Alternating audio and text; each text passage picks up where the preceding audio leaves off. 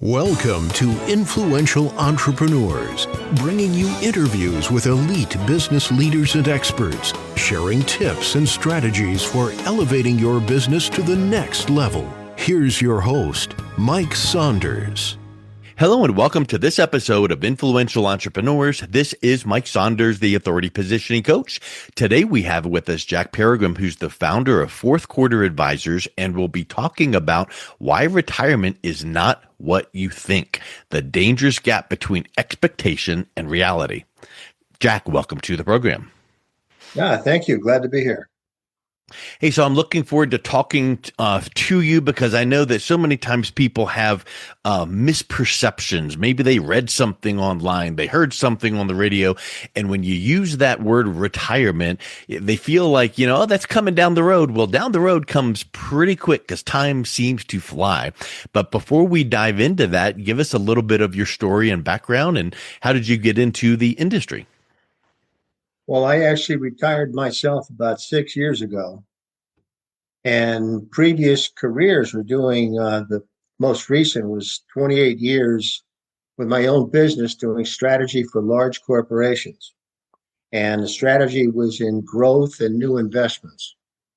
So it was on change.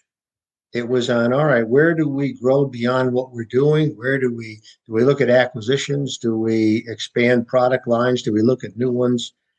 And I realized that it's helped me look at retirement because, number one, you can't have expectations. When you're looking to set growth for the future is change. Yeah, it does change. And an old adage that is relevant is that, you got to shoot ahead of the duck. And that explains how corporations look at new products, new businesses. You got to shoot ahead of the duck. So where are things going to go? The better you understand that, the better you are at making the right decisions and succeeding in the future. When I looked at my own retirement, I realized, all right, it should be simple. It should be simple, clean, easy. It just means I stop working one day. I sell off my last business and I just don't have to have the responsibilities. And then I started looking at Social Security. I started looking at Medicare. The more I would read about it and get advice from people, the more confused I got because everyone had a different understanding of it. And some people's understanding was very personal to them as a best option, but it isn't for everybody. So it didn't fit me. And then I started working with a nonprofit, and the nonprofit looking at it in an objective way, not looking for compensations, no ulterior motives or objectives. And I realized this is what people need to understand and make the right decisions for themselves and their families. They need something that is objective. And I've spent the last 6 years really researching and educating on best practices and things that we want to educate people on so that they are prepared for their retirement because it is different. You don't just stop what you're doing and everything changes. Your funds, retirement income changes. Your health care comes from a completely different way than you were used to in your employment years. And your best practices change. A source of funds, for instance, Social Security. There are, I'll get into that later, but there's 567 different variables that go into claiming your Social Security. Wow. I mean, who knows more than three? So, who knew there were variables? Yeah, that's a great point. You don't know what you don't know until you start to be educated. And you said something interesting. You just thought that it would just one day you would stop. And you say that there's a transition into retirement and that it's a lot harder than people expect.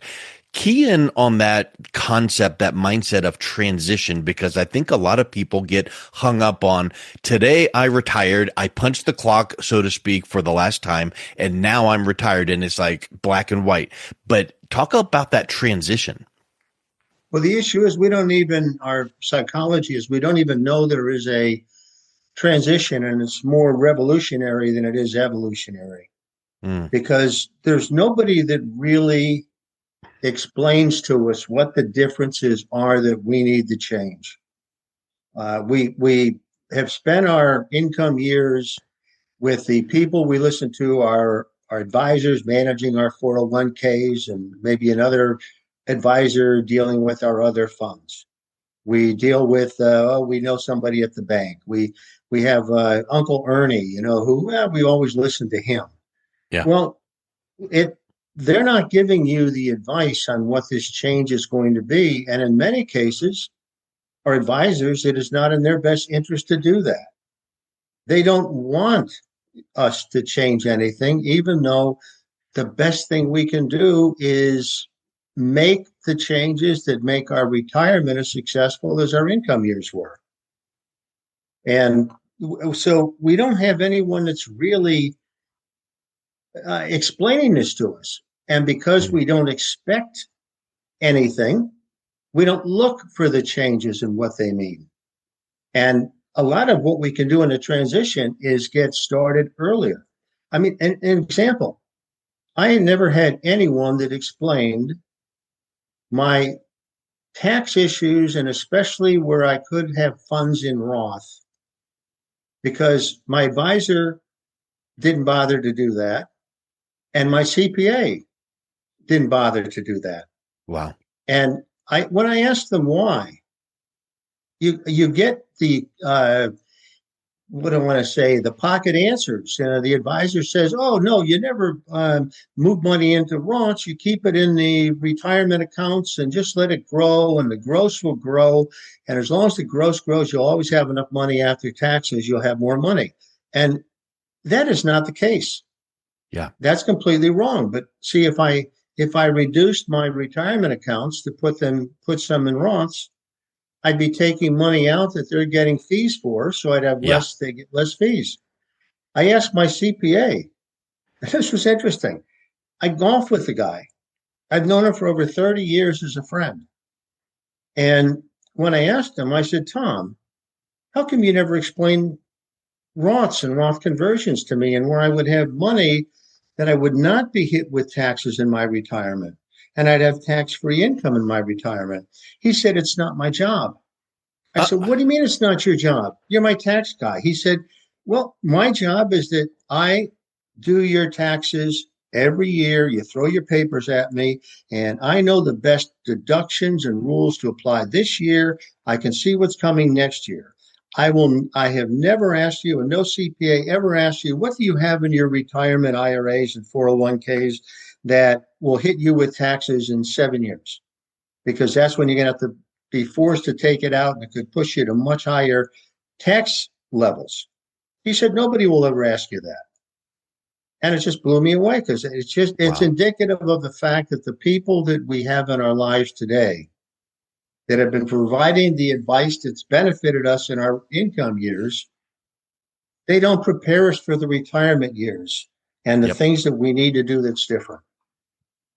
You mentioned loss, the employer helps you with your 401k, and I know what you meant there, but I know also that many 401k management is just this cookie cutter, is not really management at all whatsoever. So now when you get out, it's like, do you leave your money in there? Do you put it in something else? And that's where you need some help, because you always had it managed by someone at the company. So when you retire, where do you put the money, all of that kind of thing? And then also you say that another shift that happens when we're talking here about transition into retirement, you've got now healthcare concerns. And I think that, potentially people don't really understand, we can dive in deeper into healthcare decisions and things, but even just healthcare versus Medicare versus what do I do because I don't have the company plan anymore. Talk a little bit about how healthcare and income are both shifting in sometimes different directions at the same time. Yeah, they do both shift. And I'll compare two of the major shifts. The first in healthcare. Medicare, that's pretty stable. It goes up in the cost that you'll have, but it's also complex in how it works, the rules of when you need to apply, how you need to apply. there are so many misconceptions on, I'll just give you one example, and that is, do you need to sign up for Medicare Part A if you're working and have credible coverage? The answer is no, you don't. And yet you would contact Medicare or anybody teaching Medicare, and they'd say, yes, you're required to sign up at age 65 for Part A, even if you're working. And the answer is no, you don't. So just so many misconceptions. But in Medicare, then after you get Medicare with our government, it only covers 80% of medical services that are either in the hospital or outside of the hospital. Now, Medicare doesn't cover a lot of services. Well, number one, it doesn't cover drugs at all. So you have to deal with drugs in a separate way. Medicare doesn't cover, a lot of things that weren't around when Medicare was formed. Acupuncture, naturopaths, chiropractic, podiatry. There's just so many things that we use the services and want them, and they're not covered at all. So you have to cover, number one, the 20% of the cost that's not covered. You can imagine what 20% of a hospital or specialist is. And it just works completely different than our employer plan. Yeah. The employer, I want to dive in really deep on Medicare and kind of almost do like a master class with you, because I know you can probably do a 3-day seminar just on that. But touch real quick on the Medicare deadlines. So let's just kind of go from a 30,000 foot view when you move into retirement and you think, oh, now I don't have my employer plan, I could do Medicare whenever. What are those deadlines that people need to be aware of? well, number one, once you lose employer coverage, either directly from your employer or sometimes you'll be covered under a spouse's employment. Once you lose that and you're 65 or older, you're required to sign up for Medicare. If you go 90 days without any coverage because you didn't sign up for Medicare, you'll forever pay a higher amount for Medicare as long as you live. But it's not the payment. It's why would you have a lapse in your healthcare coverage? Yeah. So, and you now run into deadlines because many times you don't have that much notice as to when you're going to lose your employment. Yes. You plan to work to 68 to get the golden handshake at 66. So you're not prepared. You felt you would wait till closer to when you plan to retire. And it just completely changes in the rules because now you have two entities you need to deal with. You need to sign up for Medicare with the government. Then you need to deal with health insurance companies that are going to give you the coverage that you really do need to cover the 20% not covered, plus the other things that aren't covered at all that you're going to require. The insurance companies offer two completely different kinds of plans that have an amazing number of multitudes of options within them. So it can be very confusing. And one of the recommendations that we make is you don't do what I did. You don't wait till the last minute. Figure it's going to be an easy segue. Yeah. Get started in the transition planning, the same with your finances.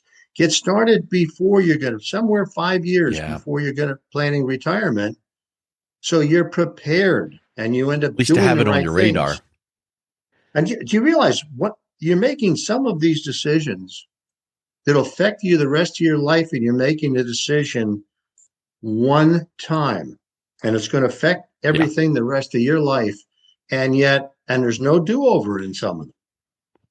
When you say the rest of your life, I think that people let that go in one ear and out the other because they think, oh, well, retirement, I'm at the end of that rest of my life. But in reality, isn't it true that statistically these days, people are living longer than in the 40s or 50s. And now when you retire, you might have another 20, 30 years. And that doesn't really sink into people. They just focus on the day of retirement. I'm retiring on this day and I need to have a bunch of money, and who knows how much that bunch really accumulates to, but you need to make sure that money lasts that whole time. So talk a little bit about some of the biggest mistakes people are making in the first 3 to 5 years after they retire, with respect to even that length of time they need the money to last? Well, the biggest mistake they make is based on ignorance. They Yeah, don't yeah. see what is going to be their life in 10 years. And one of the things that we're focused on is having people be 10 years in the future and understand that and recognize that they can make decisions today that they would be in 10 years, they would say, thank God I did that, Yeah. because they know that the impact is going to be there. A man in mid 60s, most actuarial tables will say that their life expectancy is 81 to 85, and a woman's is 85 to 89. Mm-hmm. Now, those are actuarial tables that also include people that fall downstairs, get killed in accidents. And Mm-hmm. so we can expect our bodies to live longer if things don't happen to us. And we're not even thinking of preparing for it. A lot of times people are, their main focus is, well, the first 2 years I'm retired, I can't wait to travel to Europe. I can't wait to have this vacation that I wasn't able to have while I'm working. Don't have to worry about answering phones. Your focus is too short term. It doesn't mean it shouldn't be short term, but it also needs to be long term. I think that's a huge point, and I think that it also relates into another topic you talk about, which is financial restructuring. So bring that to light with this thought in mind.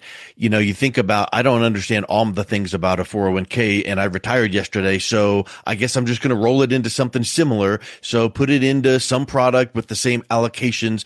But in reality, those same allocations might have been fine in your 40s or 50s, but now that you're retired, you might need to have a little bit of restructuring for safety. What does that look like, just from a broad sense?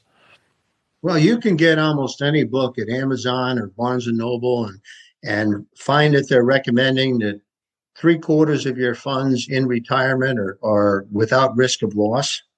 You can get Yeah. You have so much that is published by the financial services industry that says that even in your 50s, you should be 60/40, with 60% stocks and 40% bonds. And I doubt that any of our advisors are telling us this, Yeah. because there's no advisory fees. They live on the advisory fees, and there's no Yeah. advisory fees if you take your money from them and put it into CDs or treasuries or investment annuities or just anything that is completely safe and protective. They don't get fees for that. They want you to continue on the way that you always have continued on, because their mother's milk is the fees they're getting. Yep. And to be defensive of them, they're not trained otherwise. They're in a world that says, okay, our business is investing people's money as smart as we can for the maximum impact and growth, as long, this is the key, as long as it is in stocks, mutual funds, and financial products. Which benefits their back pocket. Yep. Their job is not to give you protection and safety. And yet when you transition to retirement, transition and safety becomes a high priority, if not the highest priority. And nobody is telling us this, and nobody is acting in our best interest on it.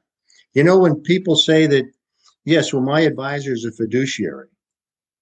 Well, you can say you're a fiduciary by watching a 1-hour company video on what it means to be a fiduciary. Ooh. But if they were true fiduciaries, and you should have your money out of risk put into a treasury, and I don't mean their treasury funds that they get fees for, put into treasuries, put into insurance investments, put into banking investments. A true fiduciary would recommend that. I don't know of anyone that has an advisor that's ever told them, we're looking at a very over valued market, I think you should take your money out of it and put into CDs. Yeah. That has never occurred. I've met 2,000 people or couples from my workshops in the last 6 years. Not a single one has ever had an advisor that would recommend anything like that. And So, when someone hears that, let's talk about safety, security. Let's talk about where to put your money where you can never lose it at all whatsoever to give you peace of mind. That stands out because they're not being told that by their advisor. Secondly, they're not hearing that, seeing that, reading that when they're doing things online, because these days, we've got those algorithms that if you click on one article, all of a sudden that shows you're interested in that type of thing. So you start seeing it. So anything to do with retirement or investing, people start getting that in their news feeds or social feeds. They're not seeing what you just described there. So I think that's a huge point that people need to realize. And to your point earlier, that financial decisions that might feel optional, they're more dangerous because you missed a deadline or you're not looking long term. What are some of the other hidden risks that people are not understanding or seeing when they retire? well, just one more to follow up on that financial aspect. Yes, you use the word peace of mind. And of course, there's peace of mind knowing that I could be on a beach or a golf course and I'm not worried about having to make financial moves because the market is fluctuating. That's peace of mind. But what changes in retirement is that in our income years, we are contributing to our retirement accounts. Yeah. In our retirement years, we're going to draw down on the retirement accounts. And with our required minimum distributions, our government forces us to draw down on them. So if there are any losses at all, we do not recover from them like we did in our income years. 2009, I lost 35% of my funds that were in equities. 2000, but I'm living on the businesses I'm running. So 2014, the money comes back. I'm back where I was and it's going upward. Now, if I draw down, or if let's say there's a downturn of 20% in my funds, and so my $100 becomes $80. For me to recover just what I lost, to go from 80 to 100, it has to go up 25%. Yep. You wait long enough. Not the 20 you lost. Yeah, you wait long enough, it does. But what if I draw down 5% a year while I'm trying to recover? I never get back there. I'm better off keeping a higher base. And if people are good with spreadsheets, they can put any one of these scenarios and spread them out for 10 years, 15 years. And I will not recover as I did in my income years. But the people that have our funds are never going to explain that to you, because the worst than drawing down or worse than losing 20%, I'm still getting fees if I'm your advisor on $80. The worst thing would happen is I don't get fees at all. It's because I moved my money to something that didn't lose the $20. Yeah. And from a logical standpoint, the person who, might have taken it on the chin and lost 20% of their portfolio in their 50s, you realize you've got some time to have it come back. But if you're in your 70s and you realize that the actuarial tables are kind of not on your side because you're 75, 80, and now you don't have that runway to recoup. And I think that's a big thing that people, have it seared in their mind that, we just keep, it'll come back. Right. But you might not have the time for it to come back. So why, if you can help it at all, don't lose, like Warren Buffett's, rules of investing, rule number 1, don't lose money. Rule number 2, refer back to rule number 1. So if at all possible, where you can, put your money in those safe accounts. Yeah. And the drawdown issue is a real key, because that is one thing that changes into retirement that we don't have in our income years. There are times in our income years we draw down to get our first house or to do, different large things. But for the most part, we live on our income and put savings aside for retirement. Retirement, we use those funds as we should, because after 40 years of work, we should be able to. But the key is when we're drawing down, we're never going to allow them to come back because they Yeah. just can't come back while you're taking more out at the same time. And a real, Yeah. It's like a and you know, double whammy. You're the taking thing money that, out and the market's falling. well, and the trap people run into is that they retire or they're in retirement transition, and there could be some kind of losses or a downturn in what their funds are. Yeah. And they don't recognize the problem until the money is lost. We're not proactive. We're reactive, which was okay in our income years because we have a self-correcting mechanism where the market will come back at some point. But in the retirement years, it doesn't come back the same way. People had money in 1999. They did not have that same amount in their account till 2013. Yeah. Y2K dropped over 30%, Yeah. 35, 38% in the mortgage bubble. Yep. So what if you wanted to retire in 1999? Well, you wouldn't be able to retire. You wait till it comes back. So you work now another 6 years. It's 2005. You're about ready to retire, and then it starts dropping again. You lose it Right. again. Yep. So what should someone do 5 to 10 years before retirement? Because there's always going to be those peaks and valleys, those bubbles like you talked about.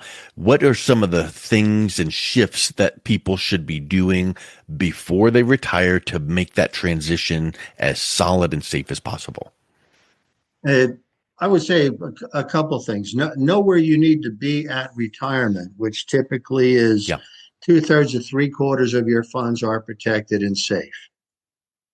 Now, every point in time, our economies, our circumstances, some people have more than enough funds to retire with, even if they lost some. Some don't have enough to retire. So everyone is different. But 5 years before, you need to look at how that transition will occur. It may be faster for some people where they can put 50% of those funds out of risk within a few months when they look at it. Others might want to transition it over 3 years. So everyone is Mm-hmm. different and their circumstances are different. But the bottom line is 5 years before, I want to know that I need 3/4 of my funds out of risk when I retire. And the second point here is that, well, out of risk. Yeah, it could be in a mattress someplace. That's not acceptable. You Yep. need to understand that it not only has to be out of risk, but what does it need to do that's in you and your family's best interests? And that is where there's no education on this right now, but it's understanding what your money needs to do that is in your best interests. And I'll give you an example, and that would be your retirement accounts. You know that the government is going to start drawing down on those accounts, forcing you, and it starts at about 4%. And the percentage keeps going up over many years. Well, if I have $100, I need to take out $4. That leaves me with $96. Now I took out the 4 and I paid my taxes on this pre-tax money. Now it leaves me with 96 going into the next year. Now the next year I have to take a higher percent of this smaller number. And that means I'm going to get less income and my money's going to drop down and keep going faster and faster. And I'm setting up my money to have less income every year and my money's going to decrease. Now, what if I keep it in equities and I take out my $4 and there's 1 year that it goes down 10%. I'm left with $86. The next year I get significantly less income. My money drops significantly. And now, as I'm trying to recover it from a lower number, I'm forced to keep drawing 4% down, and it just never gets back. So I'm setting up my money to have less income every year in my retirement, and my money is going to keep decreasing. What if I set that up safely, no risk of loss, to earn 5%? It's boring, but I can put in safe things and earn 5%. You know what's going to happen to that money? I'm going to have $100 and I'm going to take out $4. But I'm going to earn 5. Yeah. So the following year, I'm going to have $101. Yeah. I'm going to take a higher percentage of that number, which means I'll have more income, a requirement of distribution income. And the next year, it's going to go up even higher. So it's going to keep going up. My That money keeps compounding going effect. up while I'm drawing down on it. Yeah. And all I'm doing is I'm getting a boring amount of money, but I'm setting it up safely. So key is you want not only safety, but you need to beat your drawdowns. Yeah. If I look at Roths or after tax money, what does it need to earn? Well, what's my drawdown? Why don't I have to take any drawdown? Yes, you do. 2.5% to 3% inflation. Target that. And if I'm not earning, say 4%, 4.5%, I'm actually losing money on that. And I meet so many people that their money, they're very happy with the fact that it's getting 1.6% in a high yield savings account. Mhm. It's not acceptable. We want people to understand not only do they want to move things to safety, but it's in their family's best interest to understand what their money needs to do for them.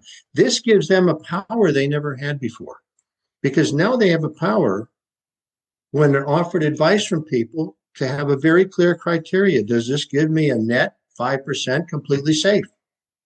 If the answer is no, then stop there. You don't need to listen anymore. You can now target the things that are in your best interest in retirement. So it's that combination of safety and growth. So, and you can't escape them. Sometimes people think of safety as just being, I have it in a checking account or a savings account Yeah. or a money market fund. No, that's not the case. You want both safety and growth. And if you understand how your future is going to be in 6 years, in 10 years, you're going to be required to start taking this stuff out. You're going to have to start setting up the money anyway to earn that. So And you now know what you need to do. That's what we're trying to 100%. educate people on. Yeah. And it really just wraps up the whole thought of what we've been talking about, the difference between expectation and reality. And one of the key ingredients to that is having clarity around it. So knowing where you want to be, knowing where you are now, knowing some of those solid, safe strategies. And there are multiple options every step along the way. So you need that guide like what you guys are providing to your clients. So Jack, this has been really eye-opening and powerful. If someone is listening to this thinking, guide me, show me some options, show me some things that I need to understand to make sure that there's not a dangerous gap between expectation and reality, what's the best way they can reach out and connect with you?